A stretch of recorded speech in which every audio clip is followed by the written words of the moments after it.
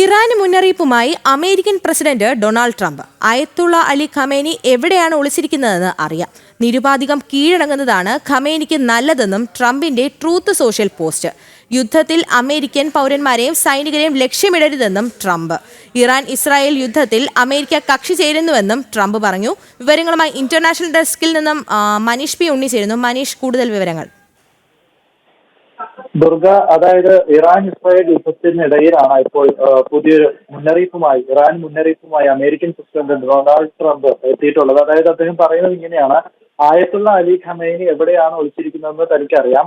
അതായത് ആയത്തുള്ള Ali Khamenei എത്രയും പെട്ടെന്ന് ഈ ഒളിമറയിൽ നിന്ന് പുറത്തേക്ക് വരണമെന്നും കീഴടങ്ങണമെന്നുള്ള വാദമാണ് ഇപ്പോൾ ട്രംപ് മുന്നോട്ട് വെക്കുന്നത്. അതുമാത്രമല്ല, നിരുപാധികം കീഴടങ്ങുന്നതിനോടൊപ്പം തന്നെ യുദ്ധത്തിൽ അമേരിക്കൻ പൗരന്മാരെയും സൈനികരെയും ലക്ഷ്യമിടരുതെന്നും ട്രംപ് ഈ പോസ്റ്റിലൂടെ പറയുന്നുണ്ട്. ഇറാൻ ഇസ്രായേൽ യുദ്ധത്തിൽ അമേരിക്ക കക്ഷിയേറുന്നതായും ഈ പോസ്റ്റിലൂടെ ട്രംപ് വ്യക്തമാക്കുന്നുണ്ട്. മാത്രമല്ല, ഈ മിലിറ്ററി, അതായത് മൊസാദിന്റെ മിലിറ്ററി ബേസിസ് തകർത്തുന്നുള്ള, അതായത് ഇസ്രായേലിന്റെ മിലിറ്ററി ഇന്റലിജൻസ് ഡയറക്ടറേറ്റും ടെൽ-അവീവിലും മൊസാദ് ഓപ്പറേഷൻ സെന്ററും ആക്രമിച്ചതായി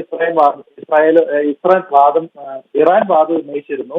അത് അങ്ങനെയൊന്നും നടന്നിട്ടില്ല എന്ന് ഇസ്രായേൽ ഇപ്പോൾ അറിയിക്കുന്നുമുണ്ട്. ദുർഗ.